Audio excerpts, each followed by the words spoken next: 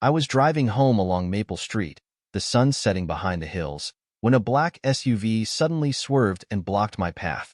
The driver, a tall, muscular man in his late 40s with a menacing glare, got out and approached my car.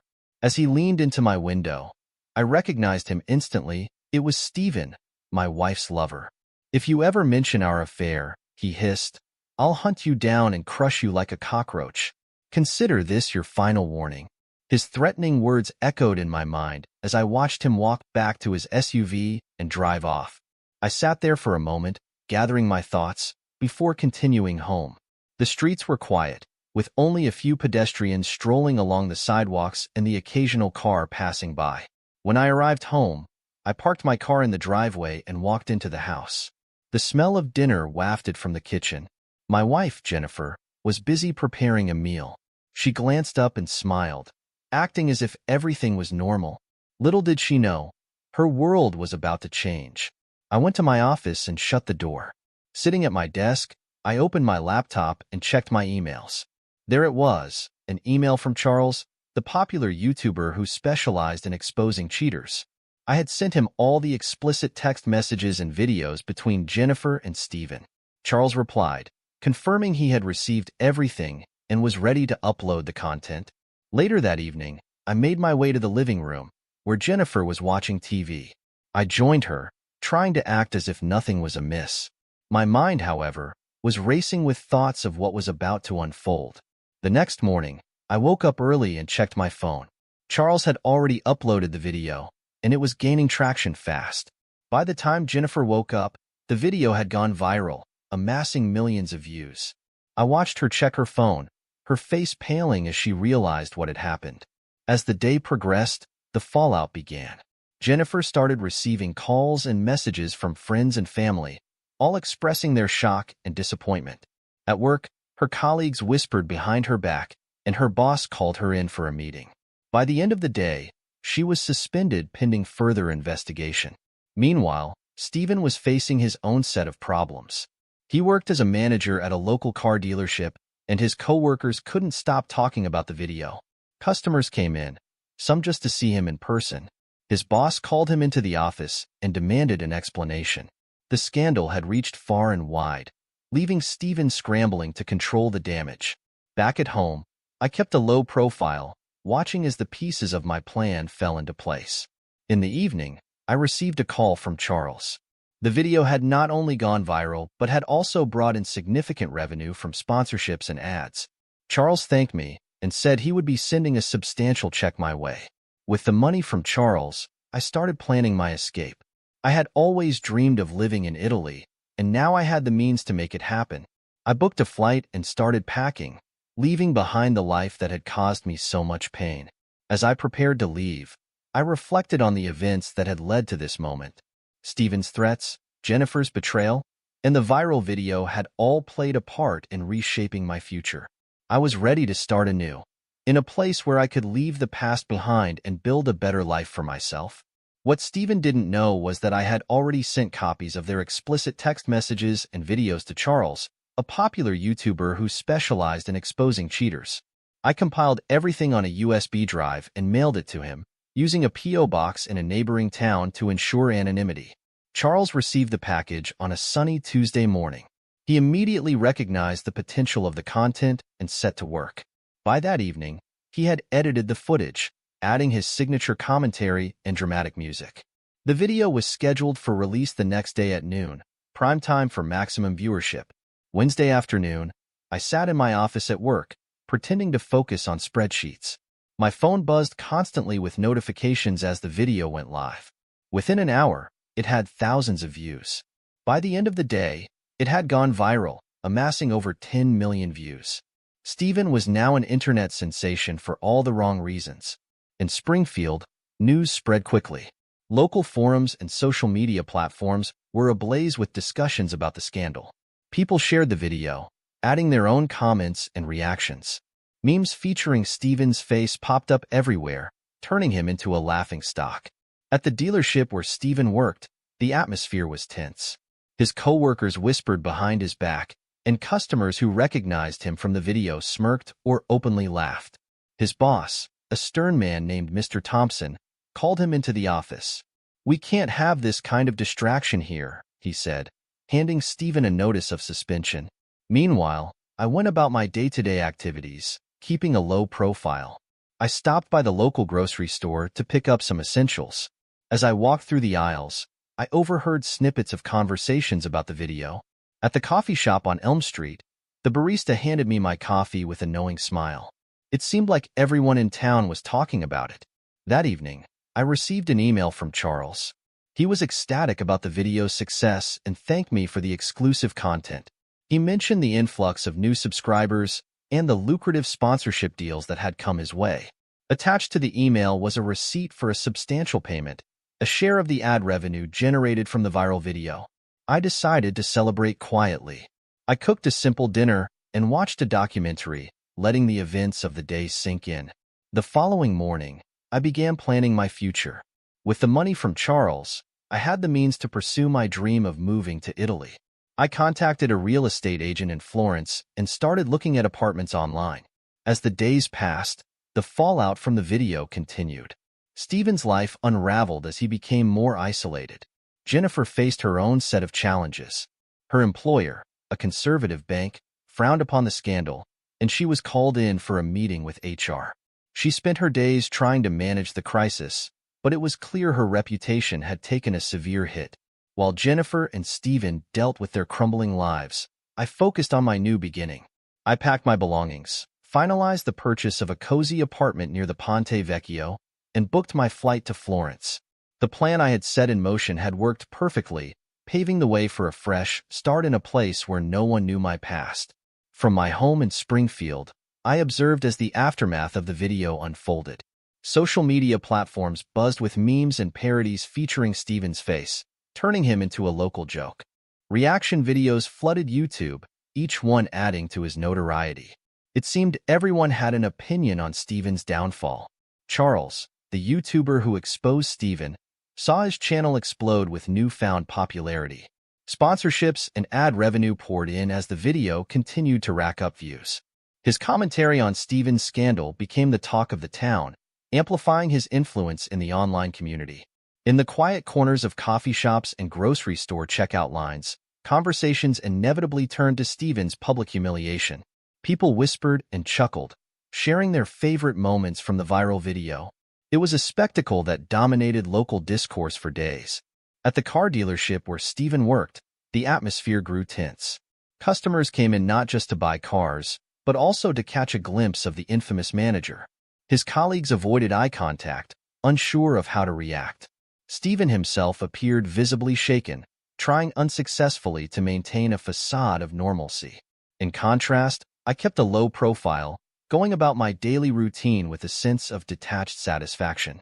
I stopped by the library on Main Street to return overdue books and noticed a group of teenagers giggling as they watched Stephen's video on their phones. The librarian, Mrs. Johnson, sighed as she checked in my books, shaking her head at the latest gossip. Back at home, I received a call from Charles.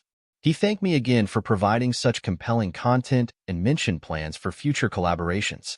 His excitement was palpable over the phone as he discussed potential new series ideas inspired by the viral success.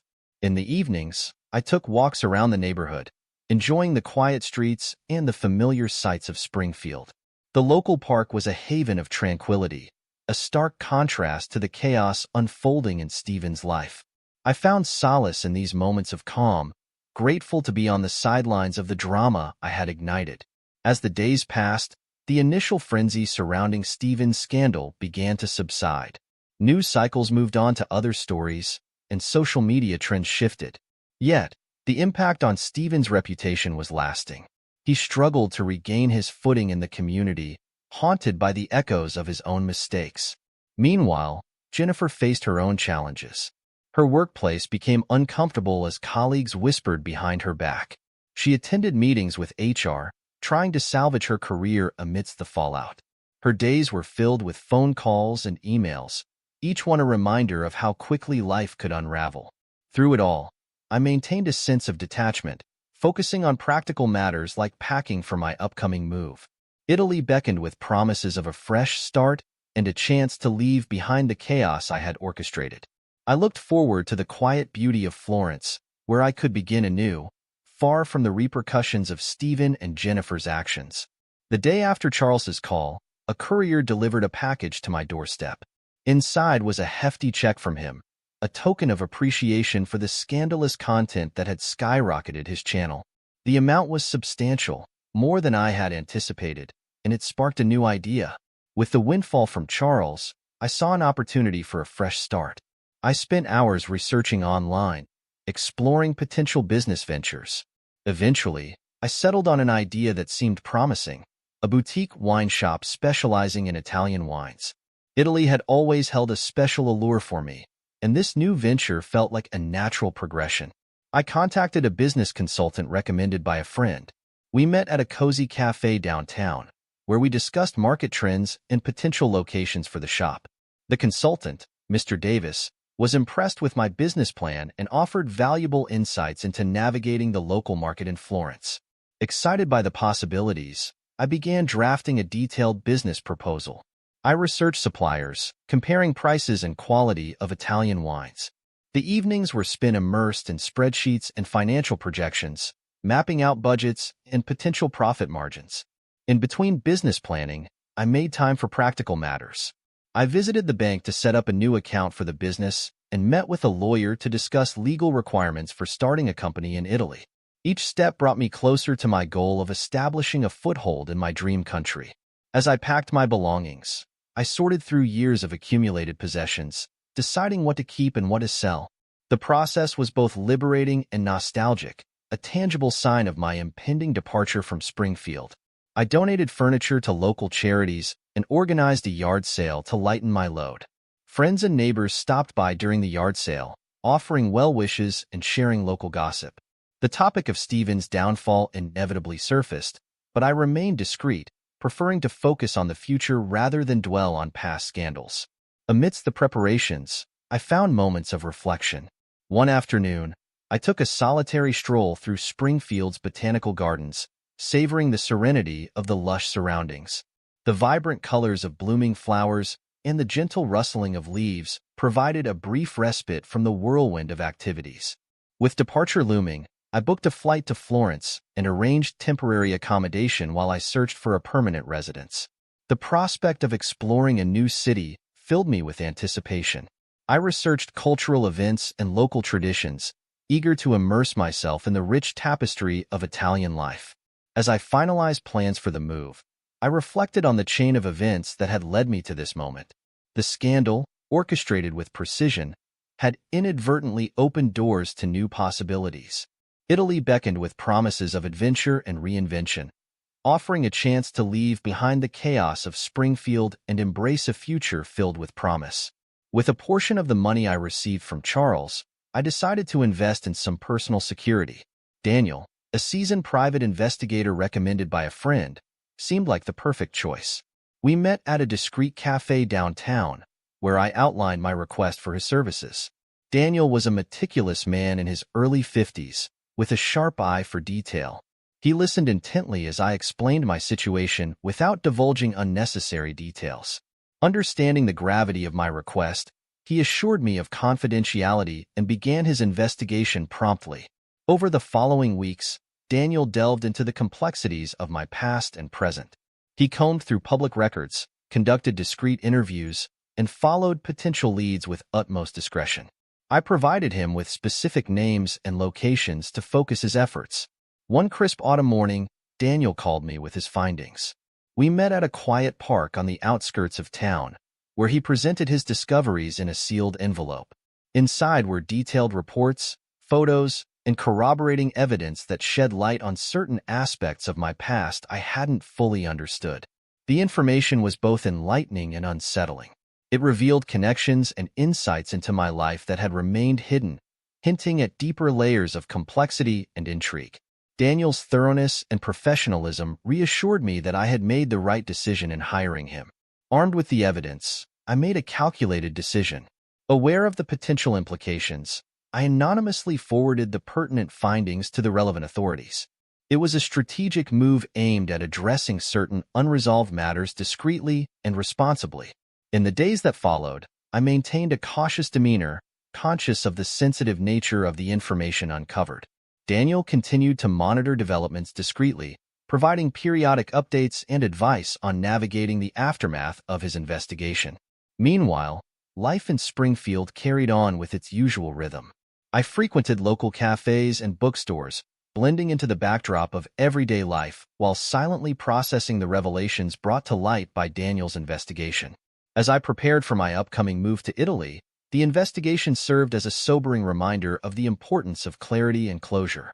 It underscored the need to confront the past with a measured approach, ensuring that unresolved issues were addressed methodically and with integrity. With Daniel's assistance, I had gained a deeper understanding of my circumstances and a renewed sense of purpose as I embarked on the next chapter of my life. The investigation had provided clarity amidst uncertainty, paving the way for a future shaped by informed decisions and a commitment to moving forward with resolve. As the weeks passed, Stephen's life took an unexpected turn. The viral video had left an indelible mark, transforming him from a familiar face in Springfield to a subject of public scrutiny. His once bustling social media profiles now lay dormant, overshadowed by the relentless tide of memes and commentary. I, on the other hand, quietly navigated the aftermath of the scandal. With the financial boost from Charles's gratitude, I explored new avenues for personal growth. One sunny afternoon, I visited a local art studio tucked away in the heart of downtown. The vibrant paintings and sculptures inspired me to reconnect with my own creative pursuits. In the evenings, I frequented a neighborhood gym, where I embarked on a fitness regimen to channel my energy productively. The rhythmic clink of weights and the steady hum of treadmills provided a welcome escape from the noise of social media and gossip. At a community fundraiser held at the town hall, I volunteered to assist with event coordination.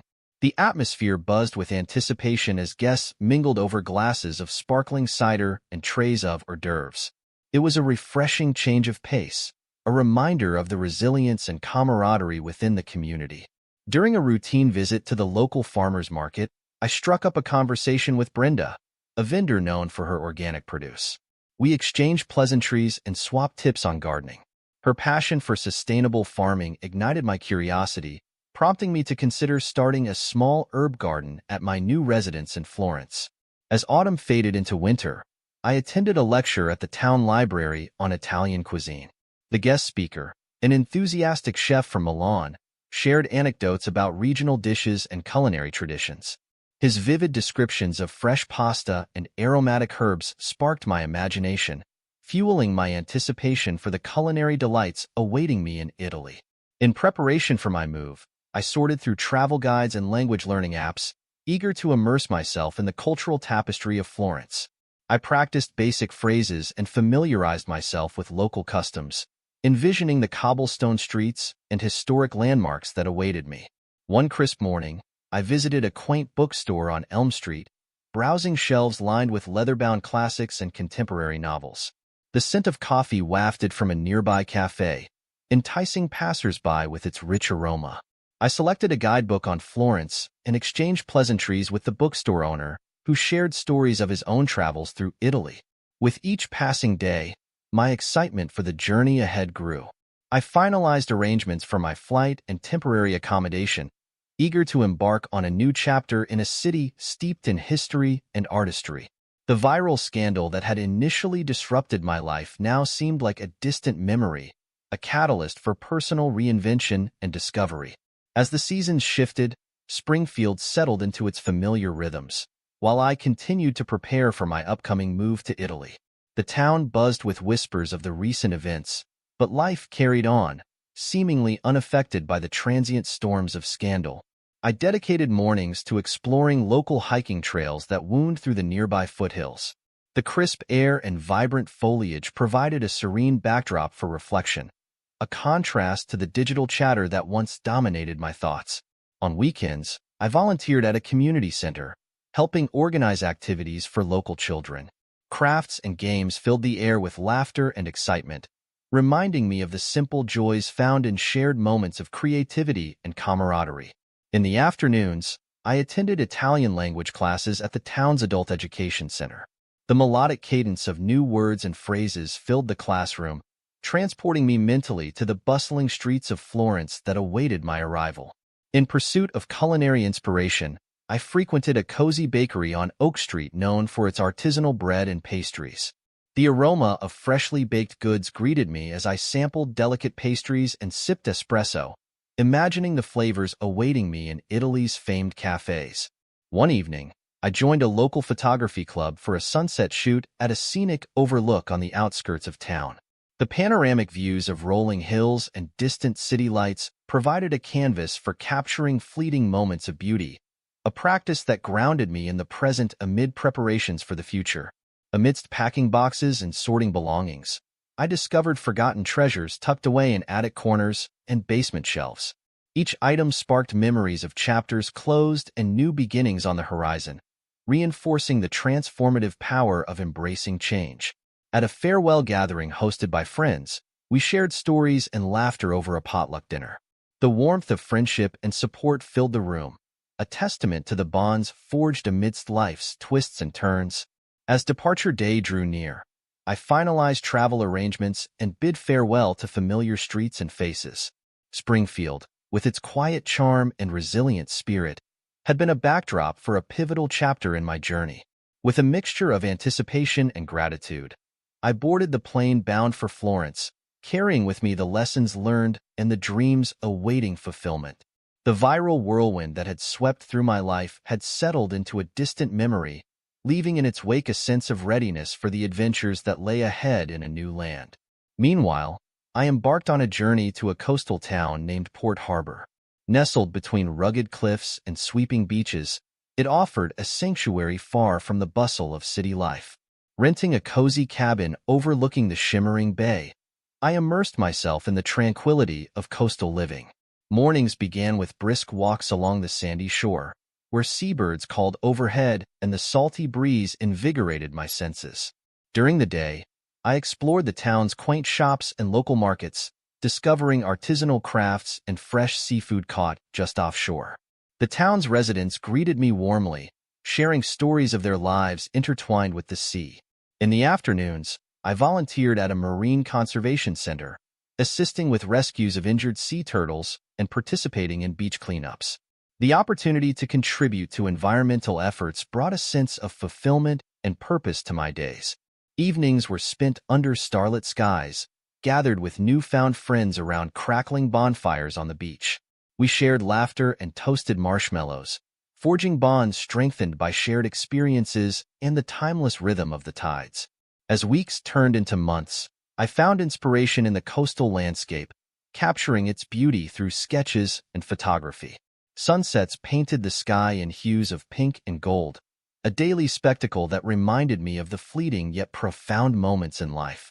Amidst this new chapter, I cultivated a small garden behind my cabin, tending to herbs and vegetables that thrived in the maritime climate.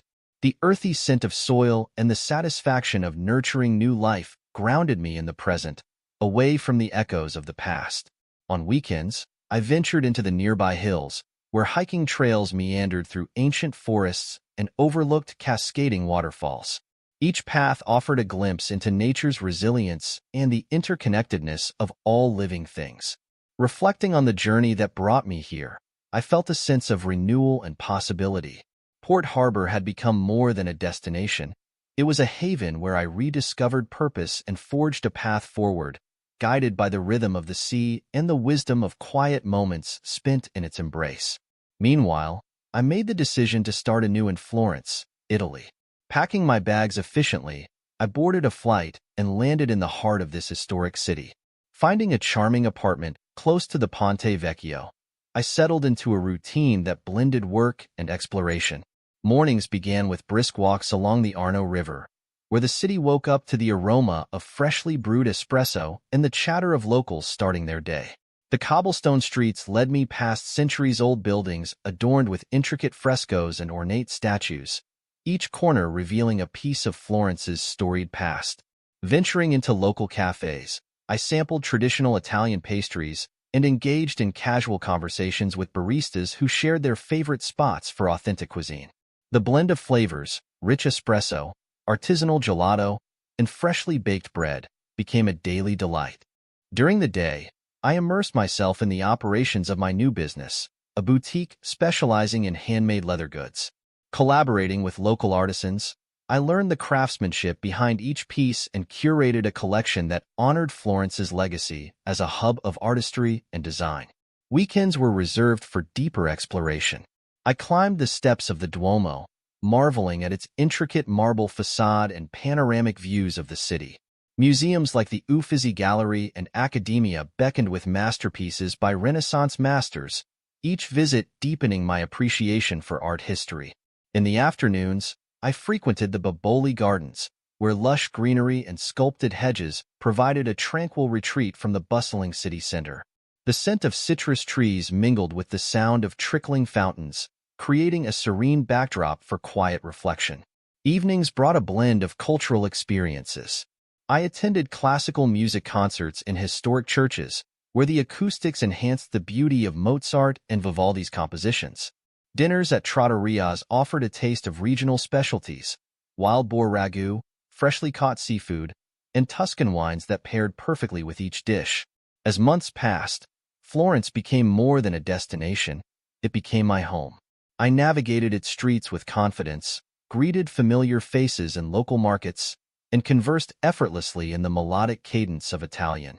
With each day, I embraced the opportunity to build a new life shaped by the city's timeless allure and my own sense of possibility. One evening, I stood by the window of my new apartment, watching the sunset paint the Florence skyline in hues of gold and orange.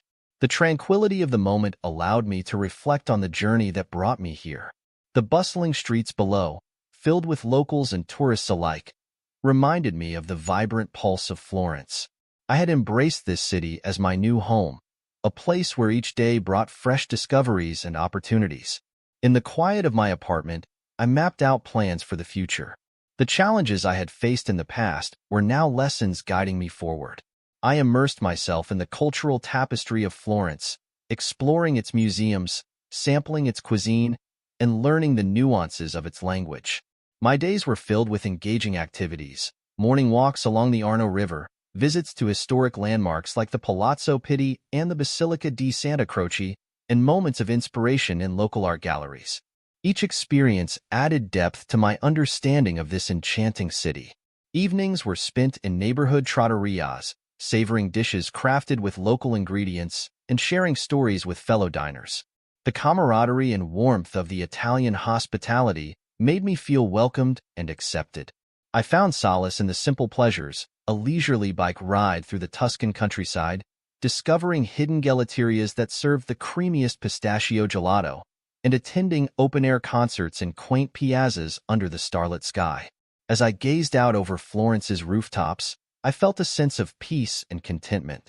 The decision to start anew had been daunting, but it had also been liberating.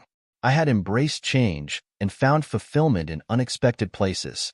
In the weeks ahead, I looked forward to further exploration, venturing beyond Florence to nearby towns and vineyards, connecting with locals through community events, and continuing to expand my business ventures in this dynamic city.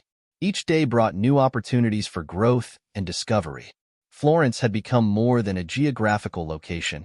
It was a canvas on which I could paint a new chapter of my life, a chapter filled with possibility and promise. Meanwhile, Jennifer and Stephen found themselves grappling with the aftermath of their decisions. Their journey became a lesson in the unpredictability of life's paths, while I continued to forge ahead, guided by newfound optimism and determination. Jennifer, once a pillar in her community, faced a period of introspection as she navigated the repercussions of recent events. She sought solace in familiar routines, yet each day brought reminders of the bridges she had burned and the trust she had betrayed. Stephen, on the other hand, attempted to reconcile with the fragments of his reputation. His attempts to rebuild were met with skepticism and whispered gossip, leaving him to contemplate the price of his misguided choices. Meanwhile, in the bustling streets of Florence, I embraced the vibrant tapestry of daily life. Mornings were filled with the aroma of freshly baked bread from the neighborhood bakery, a staple of my morning routine. I savored the rich flavors of Italian espresso as I planned my day ahead, jotting down ideas for my expanding business ventures. Days were spent exploring the city's cultural gems, immersive visits to the Uffizi Gallery, where masterpieces told stories of centuries past, and leisurely strolls through the Boboli Gardens, where tranquility met lush greenery. Each corner of Florence offered a glimpse into its storied past, a testament to resilience and artistic brilliance. Evenings unfolded with quiet dinners at trattorias tucked away in cobblestone alleys, where conversations flowed effortlessly in a blend of Italian and English. I found camaraderie in fellow expatriates and locals alike, forging connections that bridged cultural boundaries. Weekends became opportunities for exploration beyond Florence's borders, a scenic drive through the Chianti countryside, where vineyards stretched to the horizon and medieval villages beckoned with their timeless charm. I reveled in the simplicity of picnics by the Arno River, surrounded by friends who shared my appreciation for the beauty of Tuscany. As the seasons shifted, I marveled at Florence's ability to weave its spell, a city that embraced the echoes of history while embracing the promise of the future. The cautionary tale of Jennifer and Stephen lingered in the background, a reminder that choices shape destinies, yet resilience and renewal are always within reach. With each passing day, I embraced the lessons learned from my own journey, a testament to the transformative power of embracing change and seizing opportunities. Florence had become more than a destination. It was a canvas on which I painted a new narrative, one of growth, exploration, and endless possibilities.